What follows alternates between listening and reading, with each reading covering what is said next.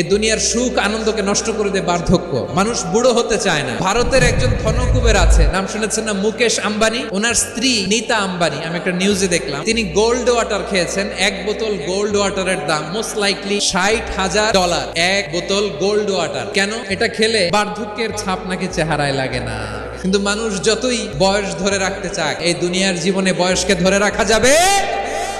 দেখবেন যে দাড়ি যার একটু সাদা হয়ে গেছে, কত ভাবে ওইটার একটু লুকিয়ে রাখার ট্রাই করে, আছে না নাই? হ্যাঁ, এটারে কলব দেয়, এটার কেউ মেহেদি দেয়। এই যে পাকতেছে এখানে পাকতেছে। এখন দেখবেন যে অনেক শ্যাম্পু বের হয়েছে, অ্যান্টি এজিং শ্যাম্পু, ক্রিম বের হয়েছে, ক্রিম, অ্যান্টি এজিং ক্রিম। এটা বলে অ্যাট্রাকশন লাগায়, যেটা মাখলে মানুষ আর বুড়ো হয় না। এই তো আজ থেকে 5 বছর আগেও তো কুচকুচে দাড়ি ছিল, চুল ছিল, রং ধরা যৌবন, জং ধরে শেষ। এই তো জীবন। This is the circle of life. জান্নাতে গেলে অমর হওয়া যাবে। তোমরা চির যুবক থাকবা, আর বার্ধক্য তোমাদের স্পর্শ করবে না। সুবহানাল্লাহ বলেন।